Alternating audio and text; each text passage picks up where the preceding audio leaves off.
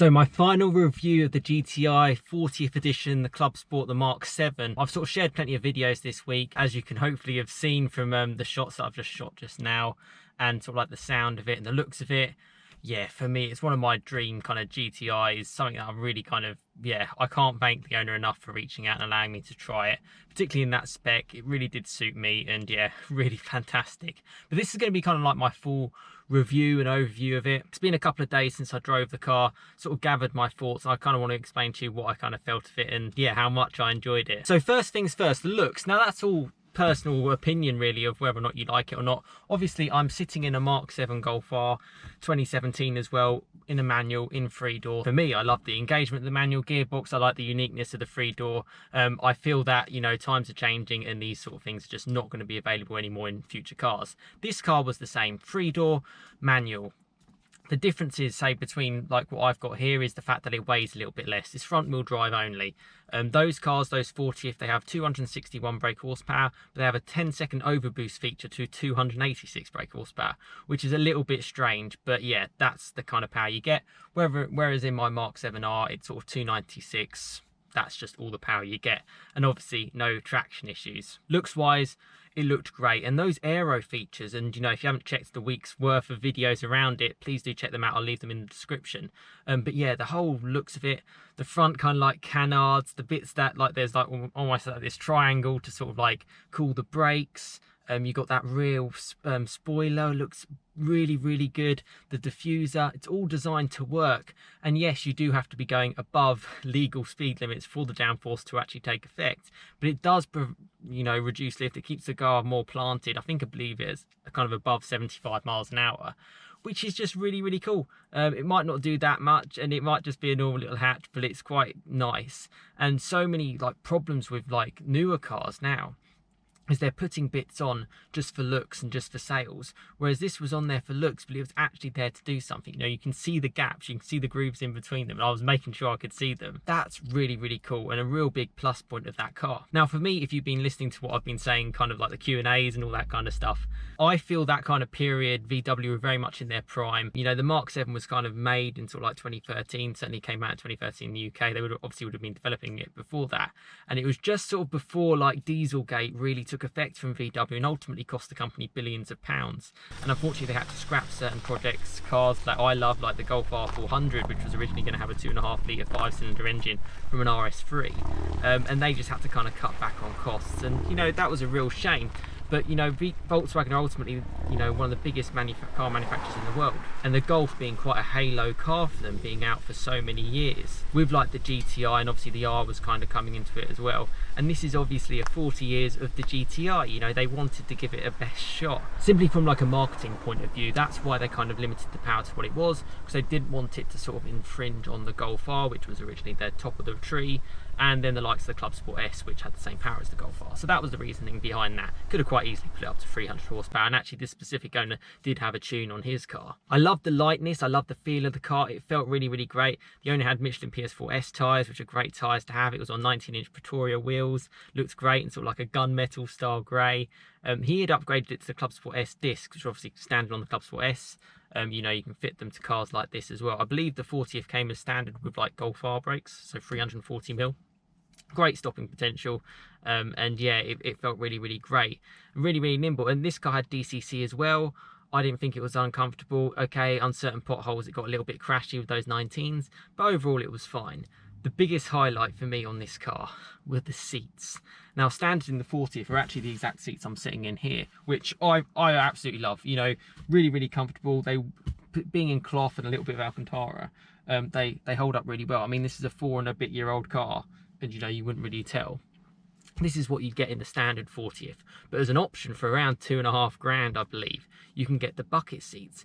Now, it's hard to explain with, you know, and show you on camera exactly what it's like, but obviously it's a, you know, it's a full bucket, and what you almost get is you get rock solid sort of side bolsters, rock solid on sort of like the right and left, and obviously it's that sort of like harness kind of look, nice and soft on the top of your head as well.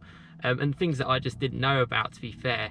And it was really, they were really comfortable as well, and they even had the heated element as well still, so that's really cool. And certainly something that really added to that special occasion, you had like build number of the car, you know, there was 1,000 sort of available to be produced. I believe only about sort of around 550 is what the owner told me were produced, and he had number 650. On the number front, it's a little bit strange. Basically, VW dealers were given 1,000 plates and they sort of distributed them out, but it wasn't like there were 1,000 cars sold. It's just there were 1,000 plates available, so he was just given 650 on his car. And you get a few little other touches as well, and that was the big step up actually from the Mark 8 45, which I did drive and I did enjoy a lot, to be fair. There was lack of sort of 45-ness in that car. There was 45 on the steering wheel and that was it. Whereas this car, you got plenty of more little touches, which was really, really nice, and something I'm surprised they didn't really implement for the Mark 8, but not too surprised because it's just the way the world is going now, to be fair, with cars. When I've been driving like the Mark 8Rs and the Clubsports and the Clubsport 45s recently, they sound great on sort of like lift off and the pops and bangs from the exhaust, whether it's the Akrapovic or not. This car sounded good without that, if that makes sense. It just sounded like just a little bit more natural noise, and I guess this is just the world before OPFs and things like that. You know, obviously sounds very similar to mine, being the exact same engine, but yeah, you get a few more like pops and stuff. That was the one thing difference from the exhaust, you know, compared to my car. I felt it handled really, really well, and really, really sweet car for a GTI. I loved it was still practical. You know, you could still get 5 people in it. There was no sort of compromise on that regard. That car specifically was a really well spec. It had like Dyne audio, DCC, obviously the bucket seats. You know, it had like a subwoofer in the back, so it was really, really high up. So the whole package really, really came together, and obviously being a limited run car was really, really cool. And it was obviously a step up from your standard Mark 7 GTI, which originally came with about 220 horsepower. They then later upped it to about 245. So you did get that extra power. And the way the car sort of handled and moved it around on the road, it suited it. And in red, I don't know about you, red GTIs just work. It's like their signature colour. It's where I think grey Rs kind of work, because it's the kind of silver grey. It's that kind of colour. That's the kind of mantra they're kind of going for. It was really, really good and really, really appealing. That black roof as well, exactly the same as what you got on the 45, really enabled the car to look a lot lower and really added to the stance. And I loved how it was like a factory option. And actually the whole of it, even like the front splitter, everything, it's all from factory. There's no sort of aftermarket mods on there. And, you know, ultimately they're designed in the wind tunnel. They're designed by the manufacturer to be as good as they could be. And it was an absolute pleasure to drive and a pleasure to kind of look at. And it's just something that I know is just not going to be about anymore. You know, I enjoyed driving it slowly as much as I enjoyed pushing it on. Obviously, this car had a tune to 380 horsepower, but if I'm honest with you, other than a few little stretches, I kept it to within like what the actual power would have been on that car, stock power. Other than that, the car was standard, other than the uprated Clubsport S discs. The wheel as well was actually Alcantara. This wheel was worn a little bit. I've driven a lot of like Porsches on track as well, Cayman GT4s, things like that. And Alcantara wheel wears very, very quickly. He's actually getting his retrimmed, actually, I believe, for about 150 to 200 pounds. So that's not too bad. You get like an Alcantara gear, gator knob as well. And that kind of just adds to it all as well. And it was really, really nice. It was just really, really nice. I like the analog dials. It was more in red. I encourage you to check out the other videos that I've kind of had on this car, because if you don't know anything about a 40th, you know, I've learned plenty from that owner. Really, really knowledgeable and really, really passionate about it. Similar to me, you know, I love these kind of cars. I love the kind of cars that, you know, normal people can kind of own, and they're still special in their own right. That's kind of why I have an R. That's kind of why I talk about GTIs. It's kind of why I talk about fast boards. Porsche being a bit of an aspiration, but still, you know, a real world potential aspiration. And that's really, really nice. And you can just do the normal stuff in it. And then if you just want to have some fun, you can. And one of the really interesting things was actually from this owner being a bit of a motorcycle enthusiast as well. You know, with motorbikes, it's obviously, it can be pretty dangerous and it's pretty intense as well. And he was just like, yeah, since I've got this car, I'm really happy with it. And he did say he would have it stock as well if like tunes didn't exist. He'd keep it at that kind of power. You know, he would have still had the car. And that kind of says it all to me. I think to say that about a Golf, a normal GTI, is something I would never have expected. And that's really, really nice. And considering things in their own sort of like isolation, it's a stonking car. Really, really was. And personally, I think it got overlooked in sort of 2016, 2017. Yes, their values held up well, but they certainly weren't as popular as some of sort of like the rival manufacturers for, you know, potentially power related reasons. And price as well. If you have any further questions on it, please let me know in the comments. The owners also obviously subscribe to my channel. That's the person who let me drive the car. If you want to do a feature on the channel, please just reach out to me, DM me on Instagram, or just email me. Just check out the YouTube About section on my homepage and check it on your desktop. You know, you can just email me from that. DM's quite nice as well on Instagram. That's what I love, you know. I like to give kind of an impression as much as I can from someone who's not trying to sell you a car. You know, I obviously like these cars, otherwise I wouldn't talk about them. But yeah, you're not going to get this kind of information from your main dealer.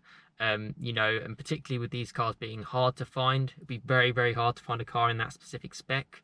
It's good to kind of know enough about it and to time the market right, which obviously my channel, I do share quite a lot of like updates on sort of like where the car market is with sort of like used car prices as well. My channel can definitely help you out. For me, a proper stream and a special moment, you know, from a personal point of view, do I have any regrets not getting that car instead of this back in 2017? To be honest, I don't, because this car was about £7,000 or £8,000 less than what a 40th was worth at the time, just because of the inflated values of the limited run GTI. More people have heard of a GTI basically than they really had with an R. R is just hasn't built up that name in the same way as a car that's been up for, funny enough, 45 years now. And I absolutely love this car. Funny enough, I actually took it to a garage recently and they were commenting on it as well, and I was just like, yeah, it's just, this is my car, this is my baby, and I love it. And yeah, it's what started the channel, funny enough, and it's still here, and it's not going anywhere. But I do see sort of like the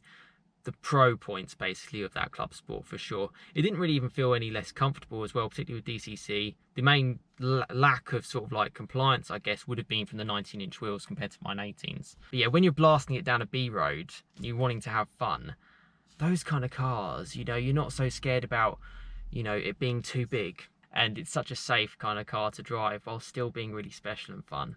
And I hope this kind of review gives you a little bit of an insight of what the 40th is like. And also being fortunate obviously to drive a lot of Mark 8s recently, you can see where the DNA has kind of come from. And yeah, I love the kind of more raw nature of the Mark 7s, and yeah, they're great cars and fantastic value, particularly if you look on the used market now, with Mark 8s costing around sort of 40, 50, some even up for £60,000. Yeah, these can be real sorted cars. And looking around mine, I can't stop smiling. I literally can't stop smiling from when I drove it. It was so good and so special, and I can't thank the owner enough, and people being a part of this community channel for kind of helping it out. And yeah, I hope you've enjoyed it and enjoyed the videos.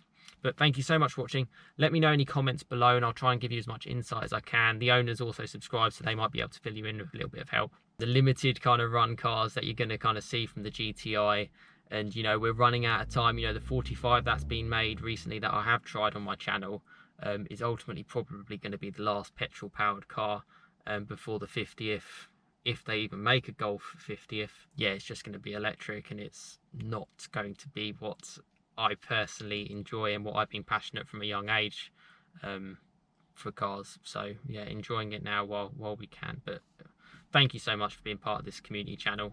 It's all kind of you guys, it's all based around you. And yeah, give it a like if you enjoy it. Cheers guys.